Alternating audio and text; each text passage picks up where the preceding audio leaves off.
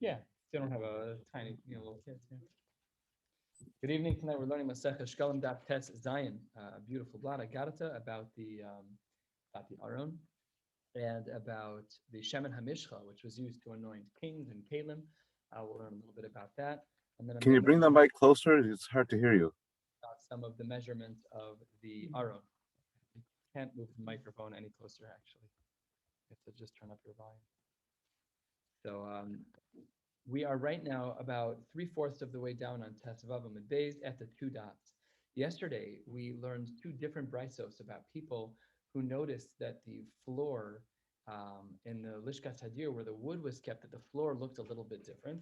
And because the floor had looked a little bit different, they went to go tell a chaver, hey, maybe this is where the Aron was hidden, and they both dropped dead.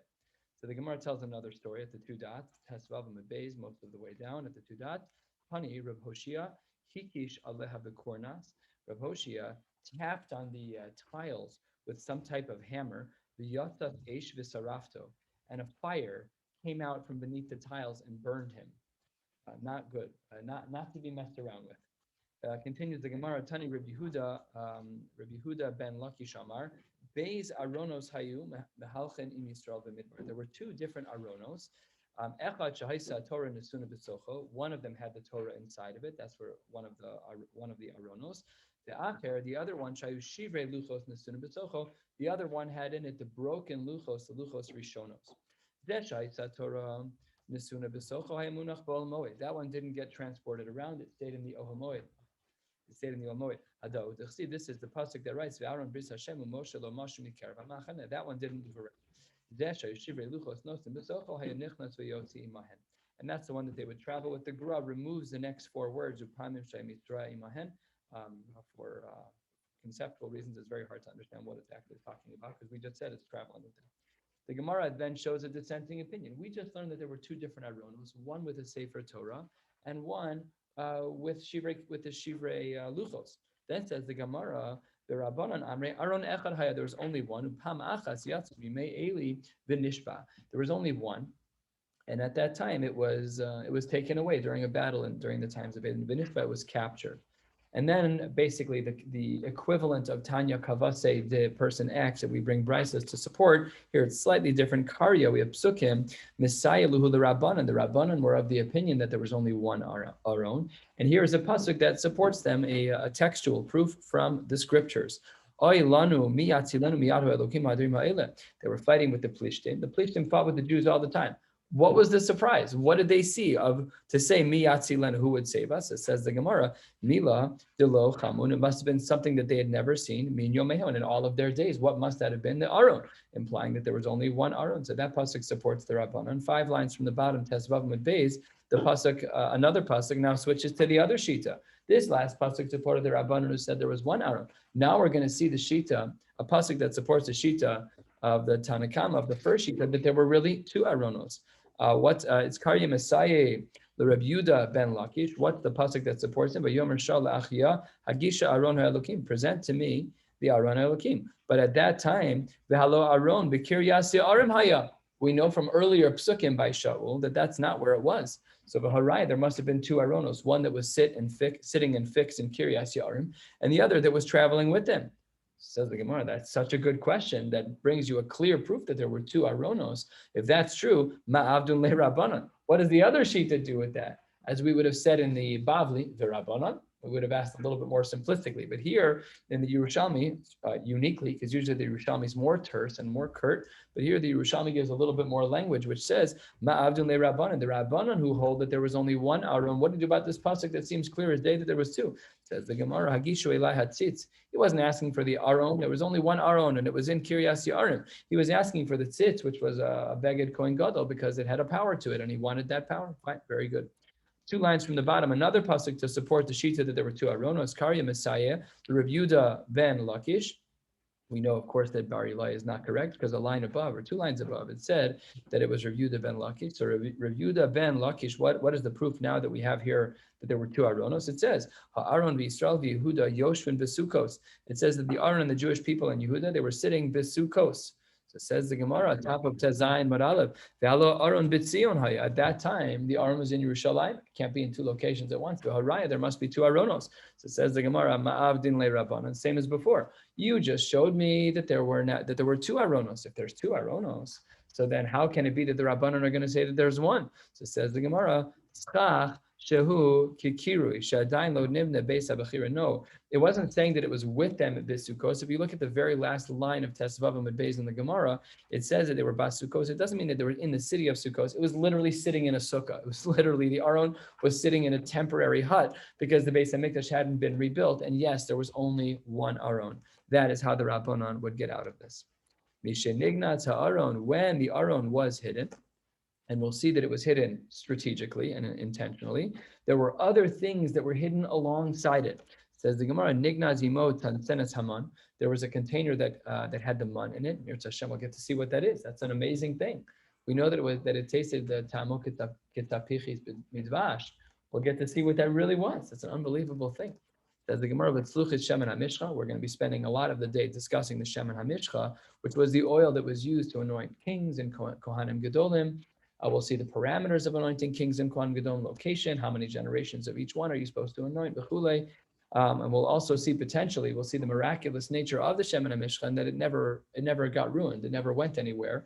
That we'll see a sheet in the Gemara as well. And as well, Makelo Shel Aaron U'Pracha V'Shkedav, the staff of Aaron that had flowers and that had shkedim, almonds.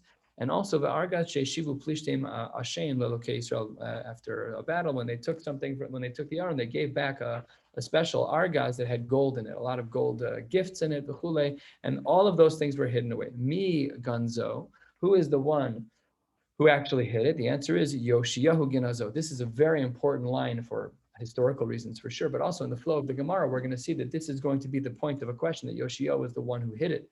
Because if Yoshio is the one who hid it, how then could he be anointed with it as king? We'll see that that's going to be a problem later in the Gemara. Just a little foreshadowing. Kevan Shirash Shekasu. Why did Yoshio hide it? Because 6 lines down, Tezayin and Aleph, the Gemara says that once he saw the pasuk says, Yolech Hashem osecha v'es malkecha asher takim alecha el agaya shelo yadata tav avosecha. You're going to be put with a nation that you don't know, you and your fathers. At that time, it's effectively what we would call in today's parlance. He saw the writing on the wall. He saw things were going to be bad. Amad veganzo. At that point, he's like, we have to hide the Aron. We have to keep it safe. This is what the pasuk means when it says, "Vayomer la'leviim hamevinim u'lechol Yisrael hakdoshim l'Hashem tenu es Aron hakodesh b'bayis asher bana Shlomo ben David melech Yisrael ein lachem matzah b'katev." You need to go hide this in the house that Shlomo built, Shlomo the son of David that he built. Ein lachem matzah b'katev. You're not going to be carrying the Aron anymore. Obviously, we know that the Aron was never carried. It always did its own thing. And in fact, people who tried to carry the Aron were punished by death. It doesn't mean literally. It just means the avod of the Levim to stand there, als kavod for the Aron, that would not apply anymore. Amar lahem, and what did Yehu say? Im go lehu imachem leBavel, ein atem machzirin oso ad limkamo. If this goes out to Bavel, we're never going to get it back. What you should do is you're going to leave it here, and then you'll serve HaKadosh Baruch Hu without the Aron. This brings us to the 2 dots, about a fifth of the way down on Tez Zayin Amud Aleph. And now we're going to jump into the Pitum Shemen HaMishcha. The Shemen HaMishcha was that special oil that was used for anointing. The Psukim are very detailed. The Kidach HaMesh Meos, a lot of 4 different types of herbs and their roots. Shehin Elef HaMesh Meos Manim. In the cooking process, it seemed to be that there was quite a bit to cook. And they cooked it inside 12 lugin of oil. Shemen Zayis, Hin Shnei Masar Lug, Shebo Shulkin is Haikar and David Rameir said that they would take all of these things that are quoted in the pasuk, all the roots, and they would put it inside the Shnei Masar Lug. Rabbi Yehuda Omer Shulkin Haya B'mayim. They actually did not do it in oil; they did it in water. V'nosein Shemen al Gabein. Afterwards, they put the oil near this mixture, and the oil would absorb the flavor of that mixture. And once the oil absorbed, the smell. The smell that they wanted to get from it in order to have it smell properly, because it had to have a certain smell. And then they would remove it, just like that was the same way they made perfumes back in the day, is that they put the oils near something that had a good smell. And that's how the oils would pick up the smell, but not dafka that they cooked it that way. And he learns this from a pasuk of Shem Mishchas Kodesh v'Gomer. However, this is not how everybody sees that the Shemen HaMishcha was made. And now we're about a quarter of the way down. Tani Rabbi Yehuda Bey Rabbi Eloi Shemen HaMishcha Shasa Moshe B'Midbar Ma'asen Nisim Natzebo B'Tzila V'Ad Sof. You stop being so practical. This whole thing was a miracle. What, you're worried that it wasn't enough liquid? Yeah, none of this makes any sense. The Shemen HaMishcha lasts forever, and the Gemara gives us a guarantee that we'll have it by Bayis Shlishi. So it's very helpful to note because it's in the box with near the Aron. It's not in the box of the Aron, as we'll see. There was no room for that. We'll see later today. Machlokes Bavli Yerushalmi between Maseches Shekalim and Maseches Bava Kama about what actually fits inside the measurements of the Aron. We'll see a Machlokes there. Shemitchila, says the Gemara, a third of the way down, Lo haya bo ela shnei masar lug. There only were 12 lug of oil. Shneimar shemen zayisin. We saw that already. Im lasuch bo karen. And if you're saying that oil was a sufficient amount to last forever, and even for the cooking process, says the Gemara, even for the ikarin, says the Gemara, Im lasuch bo karen lo haya sefek. Lo haya bo sefek. There wasn't even enough for that. Alachas kama v'kama, even more so shal. Or bolea, when there's heat, so some of it will just dehydrate, some of it will absorb. The wood that's there will absorb. So there'll be a little bit that will get absorbed in the pot. Not only that, but tachlis, when you forget about making it, once it's made already, you have to anoint things and people. You're going to anoint the mishkan v'chol kelav, all of its utensils, hashulchan v'chol kelav, hamenor v'chol kelav. Mimenu nimshechu Aaron kohen gadol banav kol shivas yemei milun. Mimenu nimshechu kohanim gadolim u'malachim. It's impossible. It's impossible. This whole thing had to be a nace, mitchila va'ad sofa, because otherwise you're stuck. Otherwise, there's no way that this liquid would ever last that many uses of shemen hamishcha. About halfway down, says the Gemara. Let's dig into some of the halachos of who and when we do the shemen hamishcha, the anointing. Melech b'tchila ta'al mashicha. When there's a king who's the first in his dynasty to become a king, then he gets the shemen hamishcha. However, melech ben melech ein tal mashicha. If it's father and son, then not necessary. David was the first in his dynasty; he should have gotten mashicha, and he did. But his son Shlomo should not have gotten it, but he did. We'll see why in the Gemara in a little bit. Says the Gemara, "My time akumashcheu ki zehu zeton mashicha ve'ein beno ton mashicha." Only the first in the dynasty is required to get the mashicha to become a king, but the latter, the child, the next generation, even if it's ben achar ben, it doesn't make a difference. Based on the drush and the pasuk, he does not need that aval. In contrast to a king, where once you started the dynasty with mashicha, then all of the children ben achar ben do not need. However, when it comes to a kohen gadol, the rules are different. Says the Gemara about kohen gadol ben kohen gadol afilo adasara doros ton mashicha. Doesn't make a difference. When you're kohen gadol to kohen gadol, every single kohen gadol is going to require mashicha. Midoraisa, different dinim. The chulo, all of the shemen hamishcha kayam lo asid lavo. All of it will be available by the third Beis Hamikdash in Yirtzeh Hashem. Hadahu dichsiv shemen mishchas kodesh yezeh li ledorosechem. So some of the Meforshim right here on the Korban HaEdah writes that the word zeh is a gematria of 12. And that's how many lugin of shemen there was. So that's what the Gemara says. It's mufurish in the pasuk. That from the word zeh, that we see that there's still going to be 12 lugin. The volume of liquid did not depreciate at all. Not in cost, not in size, not in volume, nothing. It stayed exactly the same. Impossible to explain al pi teva, according to the rules of science. None of that makes any sense. And that is the guarantee from the psukim.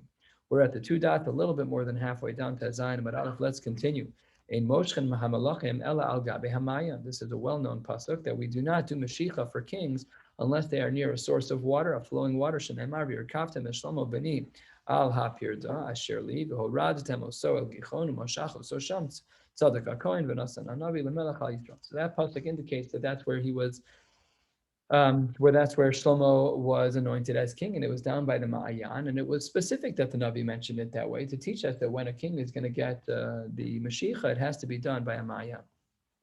In Moshchen Melech ben Melech el mibnei Machlokas, the only time that we ever do the Mashiach with the Shemen HaMishcha for a second generation king, or third or fourth or further down the line. Remember, we just said by a Kohen Gadol, we know every generation that every new Kohen Gadol, even if it's Ben Achar Ben, they need to get the Mashiach. But when it comes to the world of a melech, only the first king in a dynasty would need to get the Mashiach, the Shemen HaMishcha. So says the Gemara, an added layer. Yes, that's true. However, if there is machlokas as to who should be the king, and that's probably with every single cycle of kingship, because there's always people who would love to be the king. So then says the Gemara, in Moshchen, Melech, Ben Melech, you never need to do a second generation or further down the chain for Mashiach. Ela mipnei hamachlokas, mipnei ma nimshach Shlomo. So this is a well-known story. Why did Shlomo? Shlomo was the second in the chain, David, and then Shlomo. So why then was there any Mashiach? After all, it should have been the case that that he was pater. So it says the Gemara, Mibnei Shema Machlokos, Adoniyahu. The Navi there is explicit that Adoniyahu got men around him, and he tried to show that he was king. A whole big battle, and then Shlomo won. Yoash Mibnei Asaliyahu. There was a machlokas there as well. So Yoash was not a first generation king, but there had to be a Mashiach because there was a machlokas. This is the second example. Yehoachaz Mibnei Yehoyakim. Achiv, his brother, Shahaya Gadol Mimenu Beis Shanim Yehoachaz, and I'm saying this out explicitly and foreshadowing what will be a question. He was not the oldest child. He was down the chain in the children because his older brother was 2 years older, and they were fighting about it. Yehu mipnei Yoram, and Yehu had a machlokas with Yoram. So it says the Gemara Lochein Ksiv, but the pasuk says Kumashcheu Kizehu Zeton Mashiach ben Malchei Yisrael Tun Mashiach. Why is it that any of the Malchei Yisrael would need Mashiach? Says the Gemara, based on the pasuk, it should only be that the Malchei Yehuda need to get Mashiach. So that's question number one. Second of all, and the word Ella is removed here. Yehoachaz bibnei Yehoyakim Achiv Shahaya Gadol Mimenu Shtei Shanim. He was younger. Below Yoshiyahu Ganzo. Not only that, but Yoshiyahu, who he was fighting with. Yoshiyahu, we said at the top of the page, was the one who hit the Shemen HaMishcha. So how could he have done that? Answers the Gemara in both cases, both about Malchei Yisrael and about this case of Yoshiyahu. They were not using the Shemen HaMishcha. Says the Gemara, Hada Amra be'aparsimon nimshach. When it came to Malchei Yehuda, yes, they used the Shemen HaMishcha. Whatever the rules were, Mipnei HaMachlokes, they'd use it there too. However, what would Yoshiyahu do if he was the one who hid the Shemen HaMishcha? And what happened with Malchei Yisrael, who were excluded from Shemen HaMishcha by the pasuk? So answers the Gemara. The answer is that they used a different type of oil. They used a parsimon, which is balsam oil, which whatever it is, that was the oil that they used. It was, I guess, commemorative. It wasn't seemingly as halachically the same as it would have been by the Shemen HaMishcha. Nevertheless, that's the Gemara's distinction. Sikum Hadvarim is as follows. We learned that the first king in a dynasty in Malchei Yehuda requires Shemen HaMishcha, and subsequent generations of kings, even if they're Ben Achar Ben, only require Shemen HaMishcha if there's a machloket, and when it comes to Malchei Yisrael, they can use Afar Simon. The Kohanim Gedolim, after every generation, every Ben Achar Ben, they're then required to use the Shemen HaMishcha. 2 dots, 3/4 of the way down to Zayin and Aleph. Let's continue. Ein moshchen hamalachim ela min hakeren. They needed to use a keren, a certain type of kli. Shal v'yehu nimshechu min hapach. They used a small container, haisa malchuso veres, and their kingship did not last. So the Gemara, the Klal. David u'Shlomo nimshechu min hakeren, haisa malchus kayemes. However, in sharp contrast to Shaul, whose kingship was torn from him, David and Shlomo, their dynasty, the Davidic dynasty, is never ending, and that's I don't know if that's because of, but it certainly was nirmaz. It was hinted to in the fact that they used the keren tool, the keren container instead of the pot container. And again, what does that mean? Is it the cause? Is it the correlation? That not for now, but HaKadosh Baruch Hu wanted them there. It wasn't because they used the keren versus the pach, but the Davidic dynasty remained, and in part because they used the keren and not the pach. Says the Gemara in Moshchen Kohanim Melachim, you cannot have a Kohen to be a Melech. This should be Dvarim Shutim. The Melech is only from Shevet Yehuda. The Kohanim, by definition, are not from Shevet Yehuda. Mila Shem Elai, they're from Shevet Levi, and even within Shevet Levi, they're a group among their own. So Amar Rabbi Yehuda Antun Daria al Shem, based on the pasuk Lo Yasur Shevet Mi Yehuda. You might have thought that the Kohanim have a special stature. Maybe we could break the rule and say that they too can be kings. Kamashmo, that they're not allowed to. Lo Yasur Shevet Mi Yehuda. It can only be from one group. However, Reb Chia Barad, that's really for a different reason. L'man yarichem yimal mamlachto v'no b'ker Yisrael Maksi Basrei Lo Yiyeh LaKohanim Halvim. The Parshas Shoftim and Sefer Bamidbar Parak Zayin. These psukim speak about the fact that it should be l'man yarachim al mamlachto. It should always be within Shevet Yehuda. And then the next pasuk says, no Kohanim and Levim. Amar Rav Yochanan, it says in the Gemara, Hu Yochanan, Hu Yehoachaz. These two people in history were the same exact person.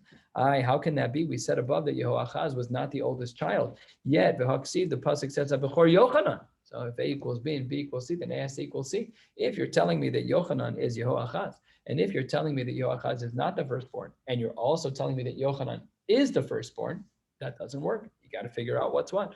So says the Gemara, you're right. He was a Bechor Lamalchus. He wasn't. Yehoachaz was not the firstborn child, but he was the firstborn as it related to becoming king. There were children who, in order, were born before him. He was not the firstborn child. Yochanan, Yehoachaz, same person, same name. This was not the firstborn. It was just the first for that particular purpose. Last of the short lines, one of the last of the short lines here on Tezayin Amud Aleph says the Gemara, Amar Rav Yochanan, Shalom hu Tzidkiyahu. Tzidkiyahu and Shalom, synonymous, same people. I v'aksiv, v'aksiv,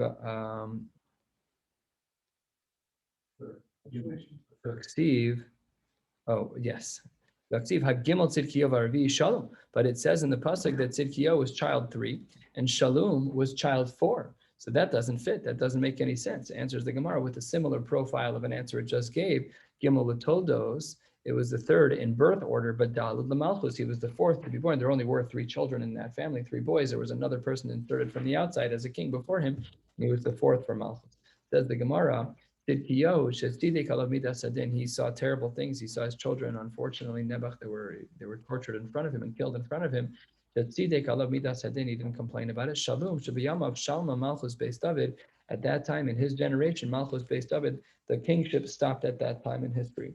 Lo Shalom, Hayushmei, Velo Tzidkiyahu, Hayushmei, Elamat Tanya. His name, Tzidkiyahu, is not really his name. We refer to him loosely like that, where it's historically not what his name was. His name was Matanya. Hadahu dechsi va'imloch melech Bavel as Matanya dodo tachta v'yasev shemot Tzidkiyahu. We changed his name to Tzidkiyahu as we saw above. Amar Rav Yochanan, 5-6 lines from the bottom. Now we're going to get into a little bit of arithmetic, some simple, relatively simple math about the measurements of the Aron. The Aron, we know, of course, held the Luchos and possibly a Sefer Torah, Machlokas in the Tanaim and the Amoraim. Rav Yochanan and Reish Lakish will be reflecting the chitas of Rabbi Yehuda and Rav Meir. We'll see Rav Meir first and then Rav Yehuda. And the Gemara is going to debate this because really the fundamental machlokas between the two approaches of Rav Meir and Rav Yehuda is how many tfachim are in an amma. Do we say that there are 5 tfachim in an amma, or are there 6?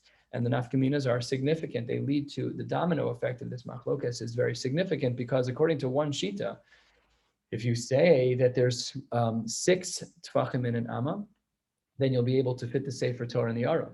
And if you say that there's only 5 tfachim in an amma, then the Sefer Torah doesn't fit. And that doesn't work with all the psukim. So this is a serious machlokas. Even though we have the remnants of the Beis HaMikdash right now, it doesn't really help us to solve this problem because as we will soon see, according to some, the Mikdash might have been built with 6, but the Kalim were built with a measure of 5 tfachim per amma. So we're going to get into this now over the next amud or so about the measurements of the Aron. Let's get started. 6 lines from the bottom. Tezayin Amud Aleph Amar Rav Yochanan. Be'ama shel shisha tfachim haya ha'aron asui. The Aron was made with the measurement of its amos being with 6 tfachim per amma. Man Tana be'ama shel shisha tfachim. Who is the author in the Tanaim of this shita? Rav Meir, he did not. Rav Meir Omer, kol amos hayu beinonis. All of them were medium-sized, and the Meforshim explained that this is speaking about the measure of 6 tfachim per amma. Rabbi Yehuda Omer, amos habinyan shisha, kol shel kelim chamita.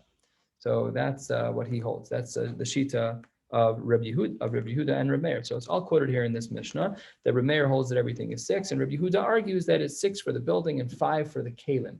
And now we're going to expound on that. Al daite de Rabbi Meir, according to the first approach, du amar, similar to dehu amar.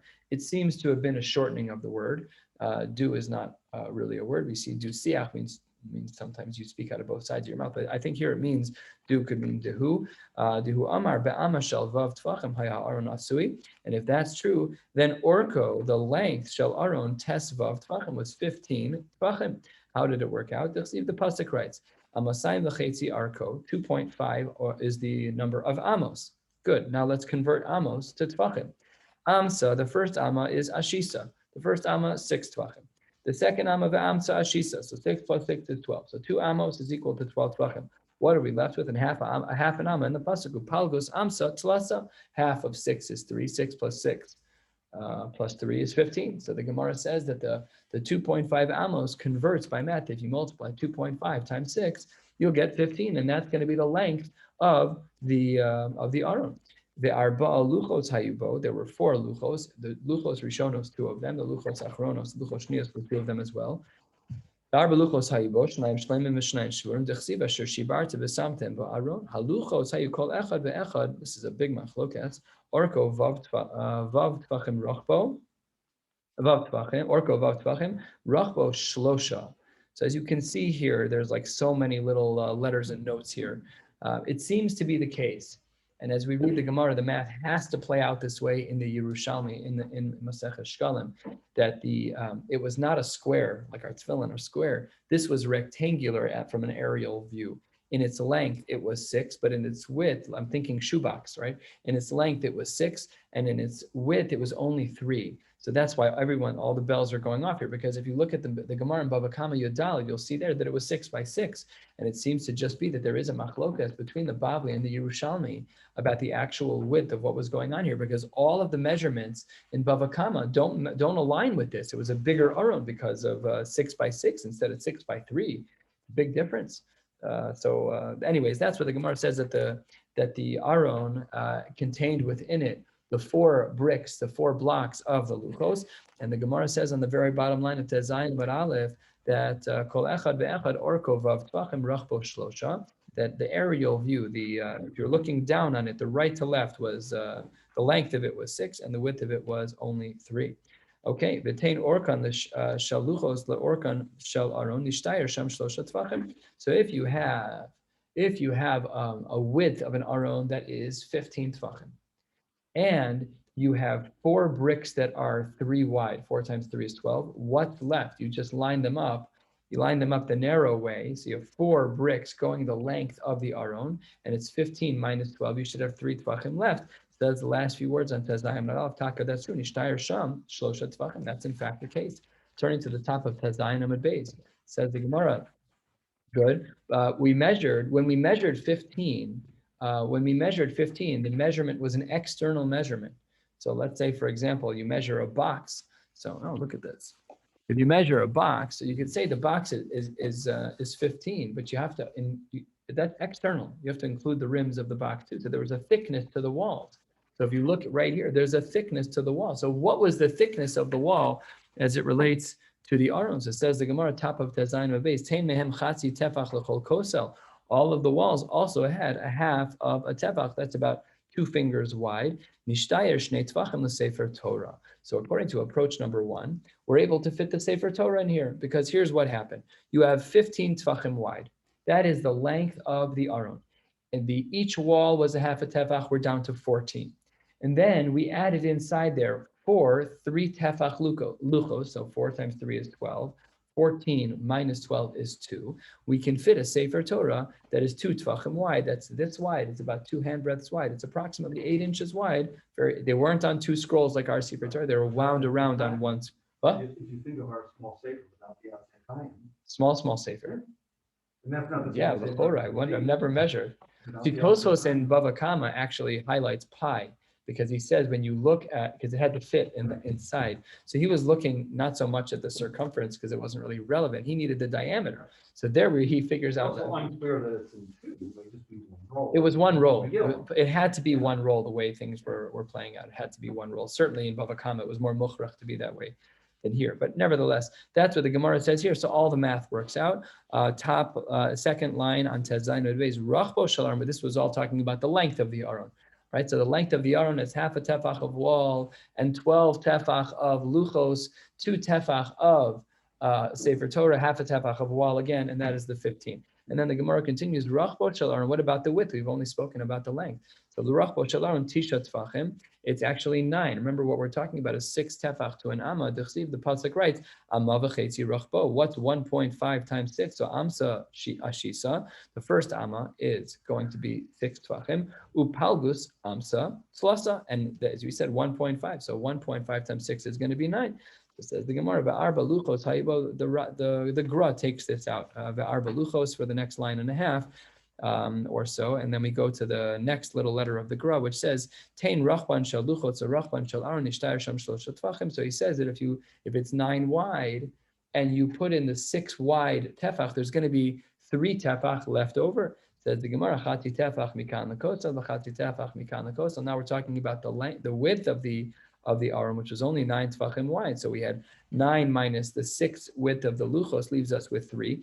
Take off a half a tefach for each of the walls. With tvachayim l'shilut makom shesefer Torah munach. Then you have a little bit of flexibility to take the Sefer Torah in. It was a little cushion room, as it were, inside. Good. That all of that is going to be the shita of was it Rav Yochanan in the name of Rav Meir. So here we see Rav Shimon ben Laki Shamar be'ama bas chamisha tvachim haya aronos. I disagree with you entirely. We're talking about an amma that actually only has 5 tvachim in every amma. Man tana be'ama bas chamisha tvachim. Who is the shita who says that there are 5 tvachim in every amma? Rabbi Yehuda, the Tanin and Taman, like we just saw in the previous summit at the bottom of the page. Rabbi Yehuda Omer, amas habinyan shisha shel kelim chamisha ve'ahu aron klihu. The Beis HaMikdash, the building was built with amos that were built off of 6 tvachim, but all the kelim were using the measurement of 5 tvachim, and the kli of the aron is a kli. So then it should be used with measurements of 5. So then, now we need to redo all of the math under the assumption that the aron's measurement was based on 5 tvachim, and it totally changes things because there's going to be no room for the Sefer Torah anymore. And right now, we are approximately a quarter of the way down on Tezayin Amud Beis with the words al daite. Says the Gemara, al daite de Reb Yehuda, du amar ba'ama shel chamisha tfachim, chamisha tfachim, who says that every amma has 5 tfachim, haya orko, asui, shnei masar tevachu mechza, then the whole width of the arm, whereas the previous shita, because we were dealing with 6 units to the amma of tefach, here we're only dealing with 5. So what's 5 times 2.5? The pasuk writes, amosayim b'chetzi arko. The pasuk writes that it was 2.5 amos. What's 2.5 times 5? So let's do the math. Amsa chamisha ve'amsa chamisha. Each of the first 2 amos of the 2.5 amos was 5 each. That's 10. What's left? Upalgus amsa treyu pali, 2.5. Half of 5 is 2.5. So 5 plus 5 plus 2.5 is 12.5. So now we're not dealing with a length of the aron of 15. It's much smaller. It's 2.5 tefach smaller, and therefore it's only 12.5.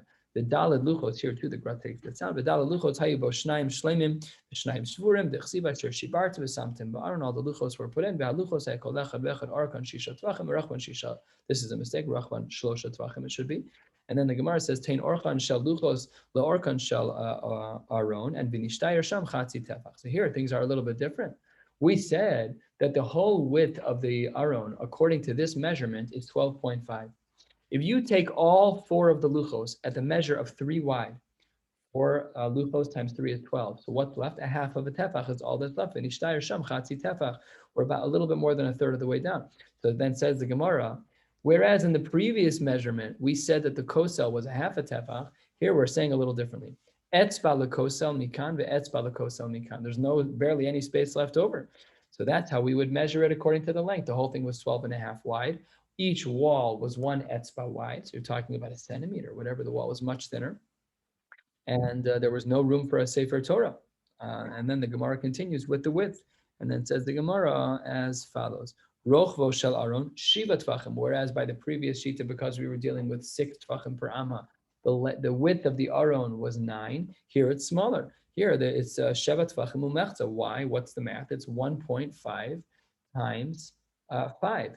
Says the Gemara, amma v'chetzi rochbo. Amsa chamisha, the first amma of the 1.5 is 5 tefach. Upalgus amsa trei upalik is 2.5. Half of 5 is 2.5. So if you have a 1.5 times 5, it's going to be 7.5. The dalad luchos, all of this is removed. Just skip a couple of lines. Says the Gemara, tein rachban the orkan, and then the Gemara skips to the next line of etzba lekosel mikan ve'etzba lekosel mikan. A little bit more than halfway down, chatzi tefach mikan v'chatzi tefach mikan l'shilut, and there was a little bit of space left over in the width of it, not in the length of it, but in the width in order to move things around. Now, the problem, of course, with this is that the Sefer Torah didn't fit in here. We're going to deal with that a little bit later in the Gemara.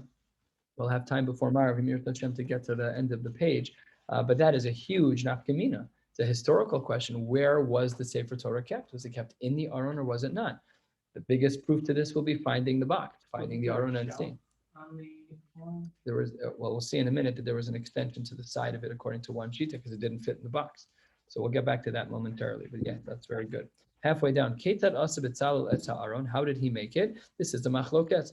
Rabbi Chanina Amar Shalosh Tevos Asau, Shtaim Shel Zav, Achas Shel Eitz. He made one bigger box made of gold, and then he made a wood box that he put inside the gold, and then he made a smaller box of gold that he put inside the wood, so 3 layers. The wood was in the middle, and it was sandwiched by 2 boxes of gold. Nasan Shel Zahav B'Shel Eitz B'Shel Zahav B'Tzipahu. And they also covered the one piece that wasn't covered, which was the top of the wood, the thickness of the wood at the top. It was in a gold box, and there was a box inside of it, but the top of the wood was not yet covered, and that was the chsiv, what the pasuk writes,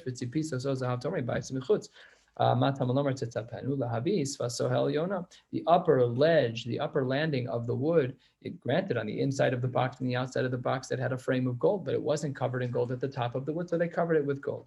Reb Shimon ben Lakish Amar, no, absolutely not. That's not how Bezalel made it. It was made differently. Amar, Teva achas aso v'tzipo zahav, the v'tzipo, and he covered it. It was only one piece of wood, and he did gold coating. He didn't do another box. The pasuk writes, "V'tzipiso so zahav tormi ba'is michutz mi ba'is michutz." Matam alomer tetapen. What does the pasuk mean? Amar Pinchas lahavi bein neser leneser. That even when the pieces of wood were to be fused together at the corners, inside that fusing at the corner, they had to make sure that it was covered, and that was the shita, covered in gold. That was the shita of Reb Pinchas. That brings us to a fascinating discussion about how I guess the luchos were written. Ketzad hayo luchos ksuvin. Big machlokes in the Tanaim, it seems. Tanaim. Yep, in the Tanaim. Says the Gemara, Reb Chanina ben Gamliel Omer Chamisha alu achzeh v'chamisha alu achzeh. That's what we're used to seeing. You look in a shul and they have a depiction of the luchos. For some reason, a lot of them have the ark on the top. That's not correct. That's not mashma anywhere. Not Bavli, not Yerushalmi, not Bava Kama, not Shekalim. They were either rectangles or squares. That's a machlokas Bavli Yerushalmi, but round at the top was not the case. But what we're used to seeing is on the right side, and we've always given these pshatim. Everything on the right is ben adam l'chaber. Everything on the left is going to be ben adam l'chaber. Says the Gemara. That makes sense here. That's what the pasuk means. 5 on each side. However, says the Gemara, 2/3 of the way down, the full luchos were brought. Some say it wasn't the full luchos, it was the same 5 repeated, but maybe it's more mistaber to say the other way, that all 10 were written on one side and all 10 on the other. Based on the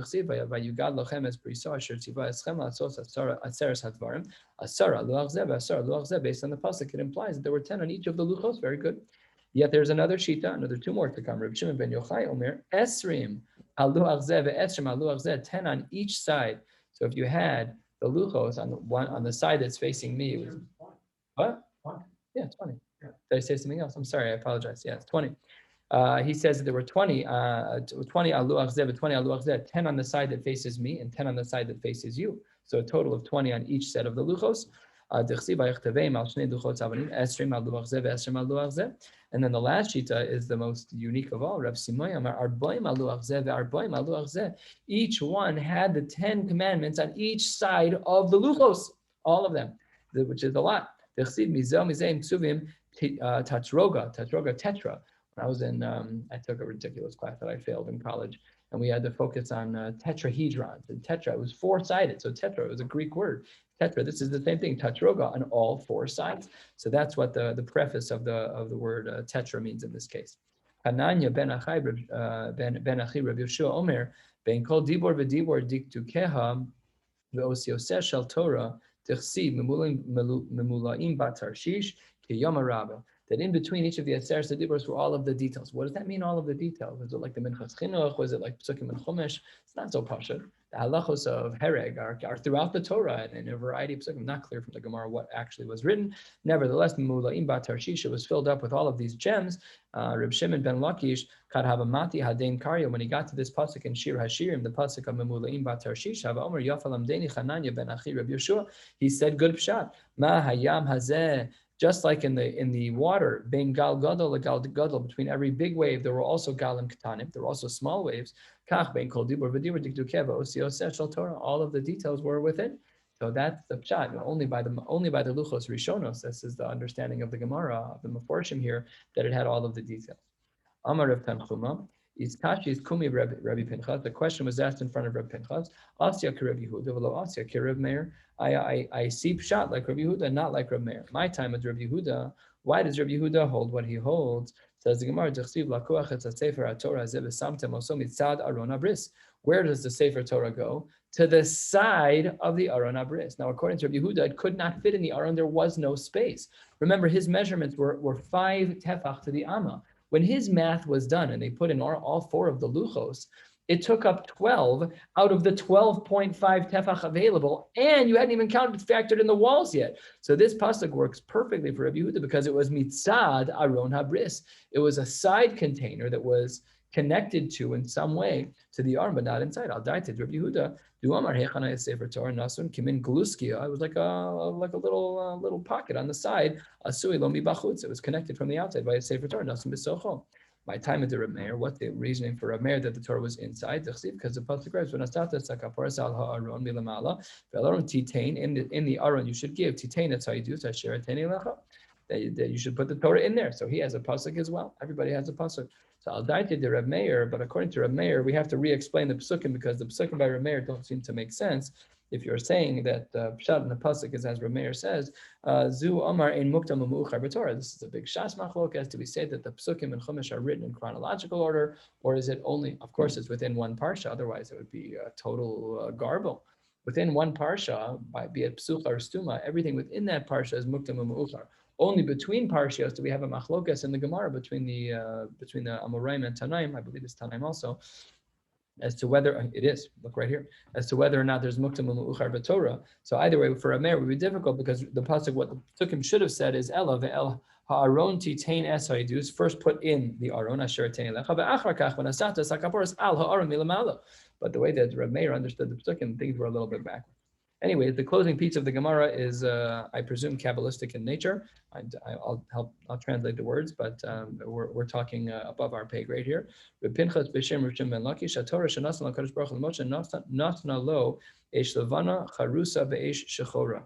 It was white fire.